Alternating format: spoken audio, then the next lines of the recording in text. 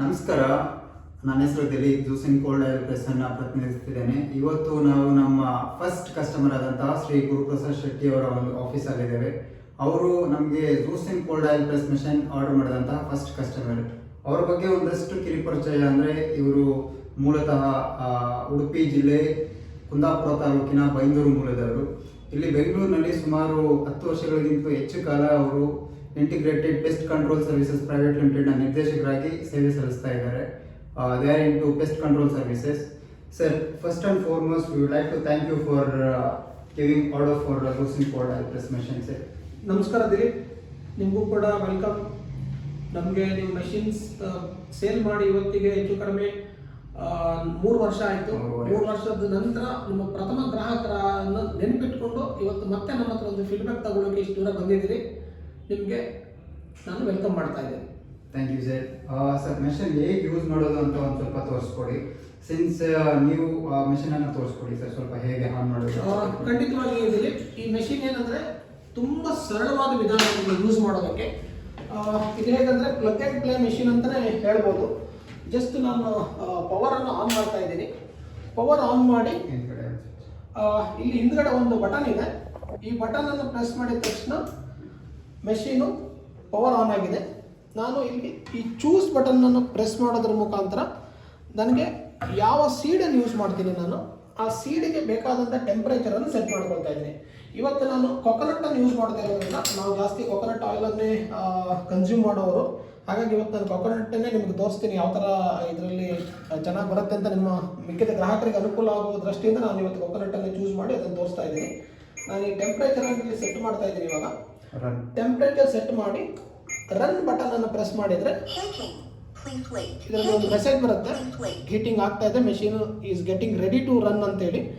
ಅದು run ready ಆದ ತಕ್ಷಣ ಇದರಲ್ಲಿ ಒಳಗಡೆ ಇರುವಂಥ ಒಂದು ಸ್ಕ್ರೂ ರಾಡು ಬ್ಯಾಕ್ವರ್ಡ್ ಒಂದು ಸ್ವಲ್ಪ ಬರೋಕ್ಕೆ ಶುರುವಾಗುತ್ತೆ. ಅದು ಹೀಟ್ ಕಂಪ್ಲೀಟ್ ರೆಡಿ ಆದ ತಕ್ಷಣ, ಅದಾದ ತಕ್ಷಣ ಇಮಿಡಿಯೇಟಾಗಿ ನಮ್ಗೆ ಯಾವ ಸೀಡ್ ಬೇಕೋ ಆ ಸೀಡನ್ನು ಇದರೊಳಗಡೆ ನಾವು ಹಾಕ್ತೇವೆ. ಹಾಕಿದ ತಕ್ಷಣ ಎಣ್ಣೆ ಬರೋಕ್ಕೆ ಶುರುವಾಗುತ್ತೆ. ಒಂದು 1 ಅವರ್ಗೆ ಒಂದಿಷ್ಟು ಕ್ವಾಂಟಿಟಿ ಅಂತ ಒಂದು ಎಣ್ಣೆ 1 ಲೀಟರ್ ಅಷ್ಟು ಎಣ್ಣೆ ತೆಗಿತಾ ಇದ್ವಿ. ನಾವು ಬೇಸಿಕಲಿ ಕೊಕೊನಟ್ಟನ್ನು ಜಾಸ್ತಿ ಮನೆಯಲ್ಲಿ ಕನ್ಸ್ಯೂಮ್ ಮಾಡ್ತೀವಿ. ನಾವು ಅಡುಗೆಗೂ ಕೊಕೊನಟ್ ಯೂಸ್ ಮಾಡ್ತೀವಿ. ಎಣ್ಣೆ ಕೂಡ ಕೊಕೊನಟ್ ಎಣ್ಣೆನೇ ನಾವು ಯೂಸ್ ಮಾಡೋದು ಹೆಚ್ಚಾಗಿ. ಸೊ ಇದೀಗ ಹೀಟಿಂಗ್ ಆಗ್ತಾ ಇದೆ. ಇದು ಹೀಟಿಂಗ್ ಪ್ರೋಸೆಸ್ ಕಂಪ್ಲೀಟ್ ಆದ ತಕ್ಷಣ ನನಗೆ ಅಂದರೆ ಕೋಕೋನಟ್ಟಲ್ಲಿ ಕೋಪ್ರನಲ್ಲಿ ಒಂದು ಸ್ವಲ್ಪ ಏನು ಅಂದರೆ ಸ್ಮಾಲ್ ಪೀಸಸ್ ಮಾಡ್ಕೋಬೇಕಾಗತ್ತೆ, ಸಣ್ಣದಾಗಿ ಕಟ್ ಮಾಡ್ಕೋಬೇಕಾಗತ್ತೆ. ಇದನ್ನು ಏನು ಅಂದರೆ ಒಳ್ಳೆ ಒಣ ಕೊಬ್ಬರಿ ಮಾತ್ರ ಹಾಕೋಬೇಕಾಗತ್ತೆ, ಹಸಿ ಕೊಬ್ಬರಿಯಿಂದ ಬರೋದಿಲ್ಲ. ಹೌದು ಖಂಡಿತವಾಗಿ. ನಾನು ಒಂದ್ಸರಿ ಮೆಷಿನ್ ಯೂಸ್ ಮಾಡೋ ಟೈಮಲ್ಲಿ ಸ್ಟಾರ್ಟಿಂಗಲ್ಲಿ ಒಂದ್ಸರಿ ಹಸಿ ಕೊಬ್ಬರಿ ಹಾಕಿದಾಗ ನನಗದು ಸರಿಯಾದ ಪ್ರಮಾಣದಲ್ಲಿ ಎಣ್ಣೆ ಸಿಗಲಿಲ್ಲ. ಸೊ ಅದರ ನಂತರ ನಿಮ್ಮ ಒಂದು ಗೈಡೆನ್ಸ್ ಮೇಲೆ ನಾನು ಒಣ ಕೊಬ್ಬರಿನೇ ಯೂಸ್ ಮಾಡ್ತಾ ಇದ್ದೀನಿ. ನನಗೆ ತುಂಬ ಚೆನ್ನಾಗಿರುವಂಥದ್ದು. ಸ್ಲೈಸಸ್ ನೋಡಿ, ಇಷ್ಟೊಂದು ಸಣ್ಣದಾಗಿ ಸ್ವಲ್ಪ ಸಣ್ಣದಾಗಿ ಕಟ್ ಮಾಡ್ಕೋಬೇಕಾಗತ್ತೆ.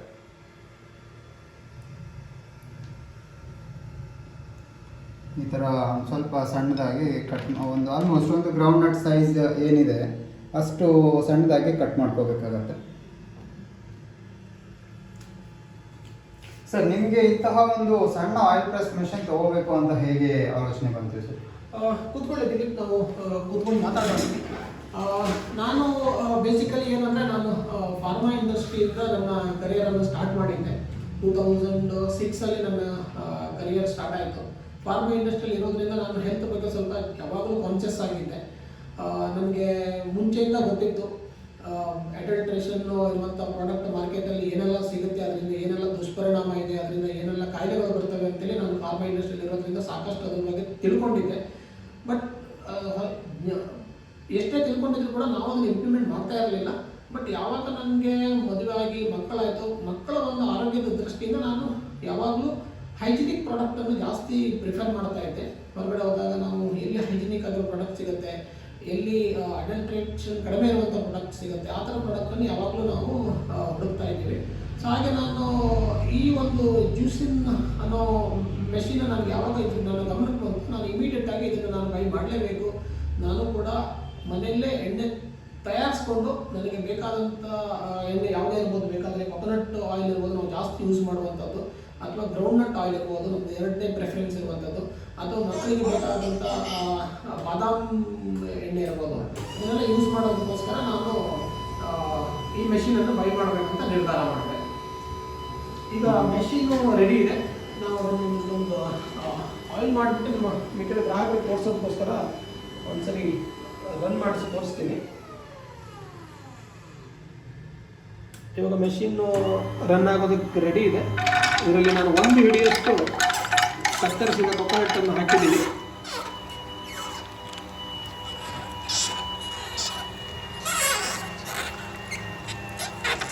ಸೊ ಈ ರೀತಿಯಲ್ಲಿ ಅದು ಮೆಷಿನ್ ಒಳಗಡೆ ಸ್ಕ್ರೂ ರಾಡ್ ಅದನ್ನು ಒಳಗಡೆ ಫುಲ್ ಮಾಡಿಕೊಂಡು ಎಣ್ಣೆ ಬರೋದಕ್ಕೆ ಶುರು ಆಗುತ್ತೆ. ಸೊ ಯಾಕೆ ನಾನು ಒಂದು ಹಿಡಿಯಷ್ಟು ಮಾತ್ರ ಹಾಕಿದ್ದೆ ಸ್ಟಾರ್ಟಿಂಗಲ್ಲಿ ಅಂದರೆ ಮೆಷಿನ್ ಸರಿಯಾಗಿ ರನ್ ಆಗ್ತಾ ಇದೆಯಲ್ಲ ಅಂತ ನೋಡಿಕೊಂಡು ಆನಂತರ ಮತ್ತೆ ಹಾಕೋದು ಉದ್ದೇಶಕ್ಕೋಸ್ಕರ. ಇವಾಗ ಇಲ್ಲಿ ಕೆಳಗಡೆ ಕಾಣ್ತಾ ಇದೆ ನಮಗೆ ಎಣ್ಣೆ ಬರೋಕ್ಕೆ ಶುರುವಾಗಿದೆ. ಇಲ್ಲಿ ಪಕ್ಕದಲ್ಲಿ ಅವ್ರಿಗೆ ಹಿಂದಿಯೂ ಬರ್ತಾ ಇದೆ. ಸೊ ಹಾಗಾಗಿ ಮೆಷಿನ್ ಸ್ವಲ್ಪ ಕರೆಕ್ಟಾಗಿ ರನ್ ಆಗ್ತಾ ಇದೆ ಅಂತ ಗೊತ್ತಾಗಿದೆ. ಸೊ ಈಗ ನಾನು ಎಷ್ಟು ಬೇಕು ಅಷ್ಟು ಕ್ವಾಂಟಿಟಿನ ನಾನು ಫಿಲ್ ಮಾಡ್ತಾ ಇದ್ದೀನಿ. ನಾನು ಇವಾಗ ಪೂರ್ತಿ ಕ್ವಾಂಟಿಟಿನ ಇದರಲ್ಲಿ ಫಿಲ್ ಮಾಡಿ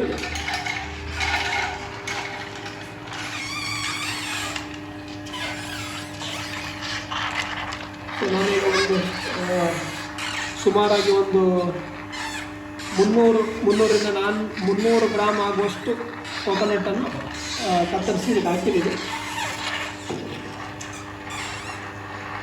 ಸರ್ ನಿಮಗೆ ಇಷ್ಟೊಂದು ಸಣ್ಣ ಮಿಷನ್ ಇದೆ ಅಂತ ಹೇಗೆ ಗೊತ್ತಾಗಿತ್ತು?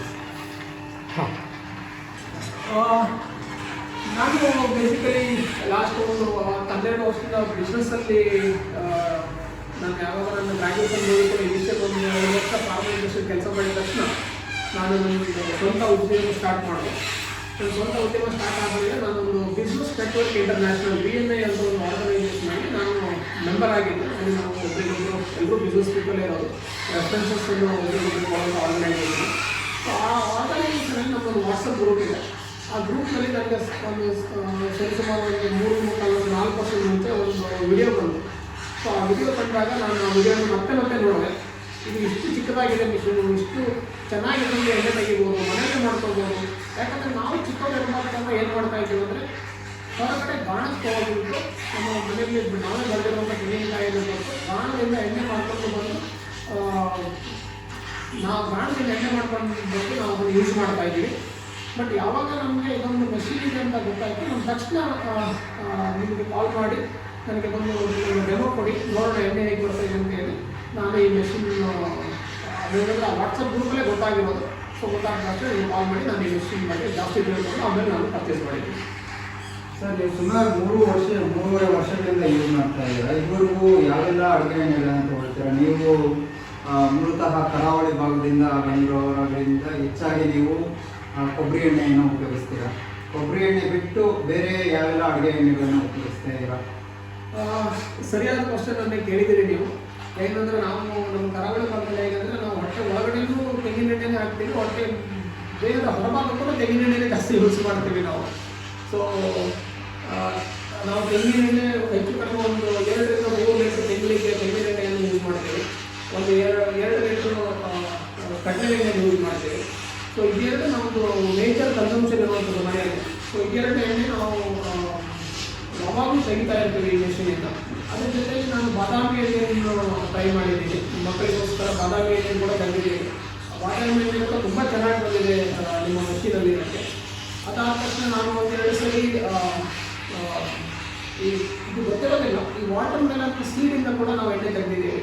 ವಾಟರ್ ಮೆಲನ್ ಸೀಡು ನನಗೆ ನೀವು ಕೊಟ್ಟಿರುವಂಥ ಒಂದು ಕನೆಕ್ಷನಿಂದ ನಾನು ಅದನ್ನು ತರಿಸ್ಕೊಂಡು ಅದರಿಂದ ಎಣ್ಣೆ ತೆಗೆದಿದ್ದೀನಿ. ತುಂಬ ಚೆನ್ನಾಗಿ ನನಗೆ ಎಣ್ಣೆ ಸಿಕ್ಕಿದೆ ಅದರಲ್ಲಿ. ಜೊತೆಯಲ್ಲಿ ನಾನು ಪೊಮಗ್ರಾನೇಟ್ ಸೀಡಲ್ಲಿ ಎಣ್ಣೆ ತೆಗೆದಿದ್ದೀನಿ. ಪೊಮಗ್ರಾನೇಟ್ ಸೀಡ್ ಆಯಿಲ್ ಮಾರ್ಕೆಟಲ್ಲಿ ಹೇಗಿದೆ ಅಂದರೆ ಇವತ್ತು ಒಂದು kg ಪೊಮಗ್ರಾನೇಟ್ ಆಯಿಲ್ ತೆಗಿಬೇಕಂದ್ರೆ ಸುಮಾರು 20,000 ರೂಪಾಯಿ ಅಷ್ಟಾಗುತ್ತೆ. ಪೊಮಗ್ರಾನೇಟ್ ಸೀಡ್ ತಗೊಂಡು ಬರಬೇಕಾಗತ್ತೆ. ಸೊ ನಾನೊಂದು ಸ್ವಲ್ಪ ಪ್ರಮಾಣದಲ್ಲಿ ತೆಗೆದೋದ್ರದ್ದು ಹೇಗೆ ಬರುತ್ತೆ ನೋಡೋಣ ಅಂತೇಳಿ ಒಂದು ಟ್ರೈಗಳು ಮಾಡಿದ್ವಿ, ತುಂಬ ಚೆನ್ನಾಗಿ ಬಂದಿದೆ. ಅದ್ರ ಜೊತೆ ನೀವು ಕೊಟ್ಟಿರುವಂಥ ಎಲ್ಲ ಇದರಲ್ಲಿ ಕೊಟ್ಟಿರುವಂಥದ್ದು ಮತ್ತು ನಿಮ್ಮ ದೋಸೆಯಲ್ಲಿ ಕೊಟ್ಟಿರುವಂಥ ಎಲ್ಲ ಸೀಡ್ ಕೂಡ ಟ್ರೈ ಮಾಡಬೇಕಂತ ನಾವು ಅಂದ್ಕೊಂಡಿದ್ದೀವಿ. ಸೊ ತಿಂಗಳಿಗೆ ನೀವು ಒಟ್ಟಾರೆಯಾಗಿ ಸುಮಾರು ಒಂದು 4-5 ಲೀಟರ್ ಎಣ್ಣೆಯಷ್ಟು ಉಪಯೋಗಿಸ್ತಾ ಇದ್ದೀರಾ ನೀವು ಒಂದು ತಿಂಗಳಿಗೆ? ಹೌದು, ನಾವು ಇವಾಗ ಸದ್ಯಕ್ಕೆ 4-5 5 ಲೀಟ್ರ್ ಆಗುವಷ್ಟು ಎಣ್ಣೆಯನ್ನು ಮನೇಲಿ ಯೂಸ್ ಮಾಡ್ತೀವಿ. ಅಂದರೆ ನಮ್ಮದು ಎಲ್ಲ ಇದಕ್ಕೂ ಬರುತ್ತೆ, ಅಡುಗೆಗಿರ್ಬೋದು, ಮತ್ತು ತಿಂಡಿ ಊಟಕ್ಕೆ ಇರ್ಬೋದು, ತಿಂಡಿಗಿರ್ಬೋದು, ಅಥವಾ ಬೇರೆ ಬೇರೆ ಪದಾರ್ಥ ಮಾಡೋದಿರ್ಬೋದು, ಎಲ್ಲದಕ್ಕೂ ನಾವು ಒಂದು ಹೆಚ್ಚು ಕಡಿಮೆ 4-5 ಲೀಟ್ರ್ ಯೂಸ್ ಮಾಡ್ತೀವಿ ಮನೆಯಲ್ಲಿ. ಸರ್, ಮನೆಯಲ್ಲಿ ಈ ಮಿಷನನ್ನು ಹೆಚ್ಚಾಗಿ ಯಾರು ಆಪ್ರೇಟ್ ಮಾಡ್ತಾರೆ ಮತ್ತು ಯೂಸ್ ಮಾಡಿದ ನಂತರ ಕ್ಲೀನ್ ಯಾರು ಮಾಡ್ತಾರೆ? ಅಂದರೆ ಜಾಸ್ತಿ ಅಂದರೆ ನಿಮಗೆ ಕ್ಲೀನ್ ಮಾಡ್ಕೊಳ್ಳೋದೆಲ್ಲ ತುಂಬ ಈಸಿ ಇದೆ ಅನ್ಸುತ್ತಾ, ಹೇಗೆ ಅನಿಸ್ತದೆ? ಮೊದಲು ಈ ಮೆಷಿನನ್ನು ನಾನೇ ಜಾಸ್ತಿ ಯೂಸ್ ಮಾಡ್ತಾ ಇದ್ದೆ. ಯಾಕೆಂದರೆ ಈ ಮೆಷಿನ್ಗೆ ಪವರ್ ಕನೆಕ್ಟ್ ಇರುತ್ತೆ. ಸೊ ಮನೇಲಿ ಯೂಸ್ ಮಾಡುವಾಗ ಯಾವ ಥರ ಮಾಡ್ತಾರೆ ಏನು ಅನ್ನೋ ಒಂದು ಅವರಿಗೂ ಕೂಡ ತಿಳಿ ಹೇಳಬೇಕಾದ ಅಗತ್ಯತೆ ಇರೋದ್ರಿಂದ ನಾನು ಯೂಸ್ ಮಾಡ್ತಾ ಇದ್ದೆ. ಬಟ್ ಯೂಸ್ ಮಾಡ್ತಾ ನಮ್ಗೆ ಏನು ಗೊತ್ತಾಯ್ತು ಅಂದರೆ ಇದು ತುಂಬ ಈಸಿ ಆಗಿರುವ ಮೆಥಡ್. ಮತ್ತು ಯಾರು ಕೂಡ ಯೂಸ್ ಮಾಡ್ಬೋದು, ಚಿಕ್ಕ ಮಕ್ಕಳು ಕೂಡ ಇದನ್ನು ಆಪ್ರೇಟ್ ಮಾಡೋಕ್ಕೆ ಆಗುವಂಥ ಮೆಷಿನ್ ಅಂತ ಗೊತ್ತಾದ್ಮೇಲೆ ಇವಾಗ ಇದು ಯೂಸ್ ಮಾಡ್ತಾ ಇದ್ವಿ. ನಾನು ಇದನ್ನು ಫ್ರೀ ಇದ್ದಾಗ ಯಾವಾಗಲಾದರೂ ಸಂಡೇ ಅಥವಾ ಈವ್ನಿಂಗ್ ಟೈಮಲ್ಲಿ ಬೇಕು ಅಂದರೆ ನಾನು ಆಪ್ರೇಟ್ ಮಾಡ್ತೀನಿ, ಇಲ್ಲಾಂದರೆ ನನ್ನ ವೈಫ್ ಕೂಡ ಇದನ್ನು ಆಪ್ರೇಟ್ ಮಾಡ್ತಾರೆ.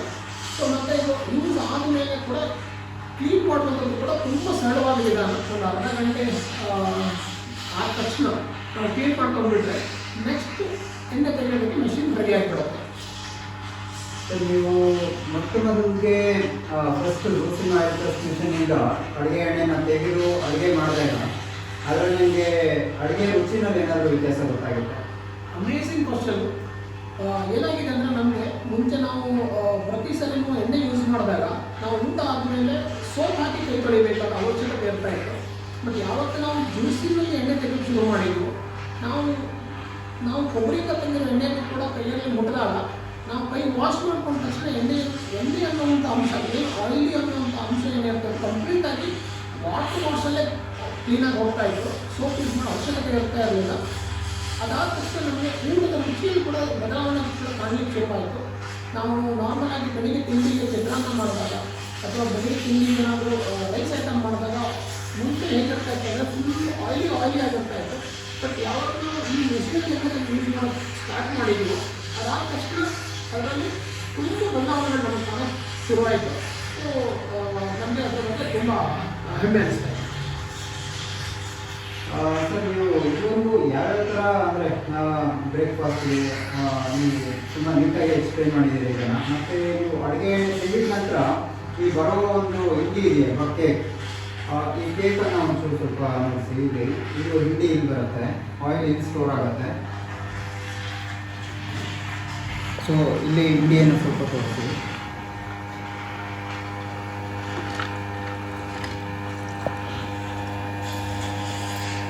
ಇಲ್ಲಿ ಆಯಿಲ್ ಸ್ಟೋರ್ ಆಗ್ತಾ ಇರುತ್ತೆ. ಸುಮಾರು ಇದು ಸ್ಟೋರೇಜ್ ಕಂಟೈನರ್ ಕೆಪಾಸಿಟಿ ಒಂದು 600 ml ವರೆಗೂ ಇರುತ್ತೆ. ಮತ್ತು ಹಿಂಡಿ ಕಲೆಕ್ಟ್ ಆಗುತ್ತೆ. ನೀವು ಈ ಹಿಂಡಿಯನ್ನು ಯಾವ ಒಂದು ಅಡುಗೆಗೆ ಇದನ್ನೇನಾದರೂ ಮರುಬಳಕೆ ಮಾಡ್ತೀರೋ ಇಲ್ಲಾಂದರೆ ಏನು ಮಾಡ್ತಾ ಇದ್ದೀರಾ?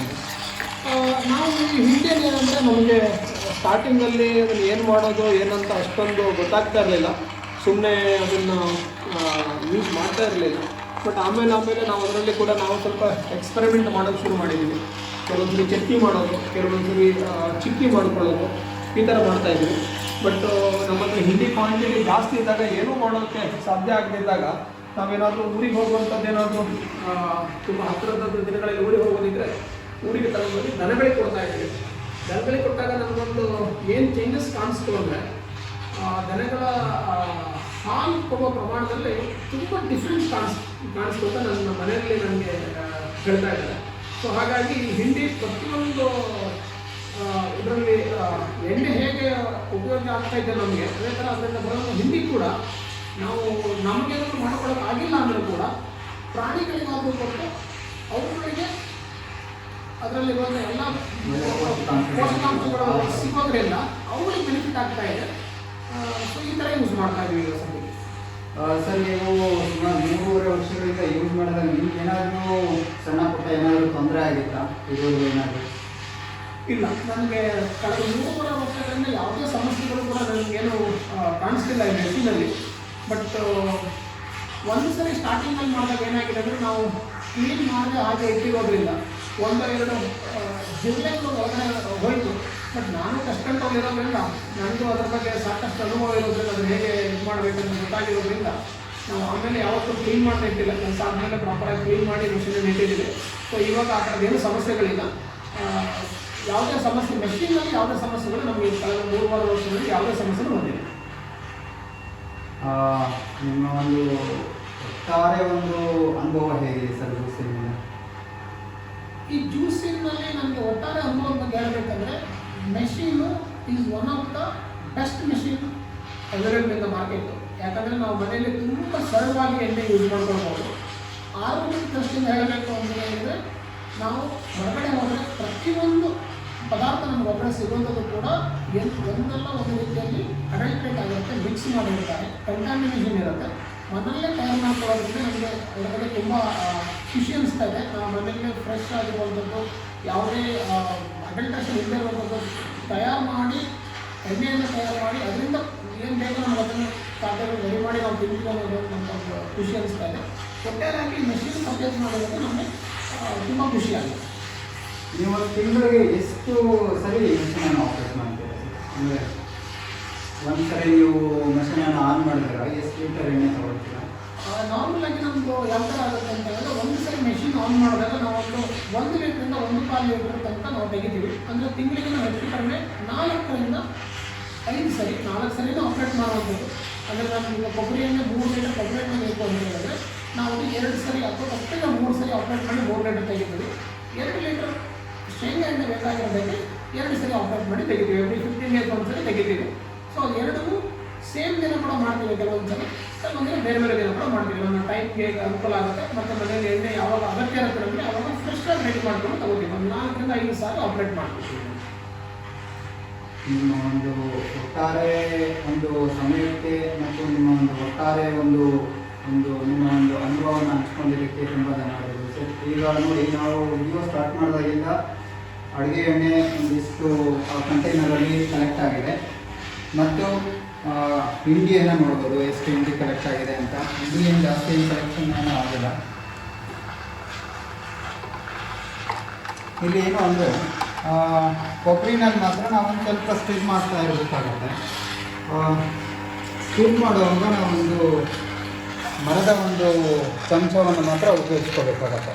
ಏಕೆ ಮರದ ಚಮಚವನ್ನು ಮಾತ್ರ ಉಪಯೋಗಿಸ್ಕೋಬೇಕು ಅಂದರೆ, ನಾವು ಮೆಟಲ್ ಆಬ್ಜೆಕ್ಟ್ ಲೈಕ್ ಸ್ಪೂನ್ ಈ ಥರ ಏನಾದರೂ ಯೂಸ್ ಮಾಡಿದಾಗ ಅದು ಅಪ್ಪಿ ಕೈ ಜಾರಿ ಏನಾದರೂ ಸ್ಟೆಕ್ ಆದರೆ ಅದು ಏನು ಅದನ್ನು ರಿಮೂವ್ ಮಾಡೋದಕ್ಕಾಗೋದಿಲ್ಲ, ರಿಪೇರಿ ಮಾಡೋದಕ್ಕಾಗೋದಿಲ್ಲ. ಹಾಗಾಗಿ ನಾವು ಸಜೆಸ್ಟ್ ಮಾಡೋದು ಏನಂದರೆ, ಒಂದು ಮರದ ಸ್ಪೂನ್ ಇಲ್ಲಾಂದರೆ ಒಂದು ವುಡನ್ ಚಾಪ್ಸ್ಟಿಕ್ಕನ್ನು ಮಾತ್ರ ಉಪಯೋಗಿಸಿ ಅದನ್ನು ಸ್ಟಿಲ್ ಮಾಡೋದಕ್ಕೆ ಅಂತ. ಬೇರೆ ಸೀಡ್ಸ್ ಕಂಟಿನ್ಯೂಸ್ ಫ್ಲೋ ಇರುತ್ತೆ. ಕೋಕೋನಟಲ್ಲಿ ಮಾತ್ರ ಸ್ವಲ್ಪ ನಾವು ಪುಷ್ ಮಾಡ್ತಾ ಇರಬೇಕಾಗುತ್ತೆ ಆಗೊಮ್ಮೆ ಈಗೊಮ್ಮೆ. ಸರ್, ಒಟ್ಟಾರೆ ನಿಮ್ಮ ಒಂದು ಫೀಡ್ಬ್ಯಾಕ್ಗೆ ನಮ್ಮ ಜ್ಯೂಸಿನ ಕಡೆಯಿಂದ ತುಂಬ ಧನ್ಯವಾದಗಳು ಸರ್. ನೀವು ಕೂಡ ತುಂಬ ಥ್ಯಾಂಕ್ಸ್. ಇಂಥ ಒಂದು ಅತ್ಯುತ್ತಮವಾದ ಒಂದು ಮೆಷಿನ್ ಬಗ್ಗೆ ನಮಗೆ ಪರಿಚಯ ಮಾಡಿಕೊಟ್ಟಿದ್ದಕ್ಕೆ, ನಮಗೆ ಕಳೆದ 3.5 ವರ್ಷಗಳಿಂದ ನಮ್ಮ ಆರೋಗ್ಯದ ದೃಷ್ಟಿಯಲ್ಲಿ ಸಹಾಯ ಮಾಡಿದ್ದಕ್ಕೆ ನಿಮಗೂ ಕೂಡ ತುಂಬ ಧನ್ಯವಾದಗಳು. ಹಾಗೆ ನಿಮ್ಮ ಈ ಮೆಷಿನ್ನು ಸಾಕಷ್ಟು ಜನರಿಗೆ ತಲುಪಲಿ ಎನ್ನುವುದು ನನ್ನ ಆಸೆ. Thank you. ಧನ್ಯವಾದಗಳು. ನಮಸ್ಕಾರ.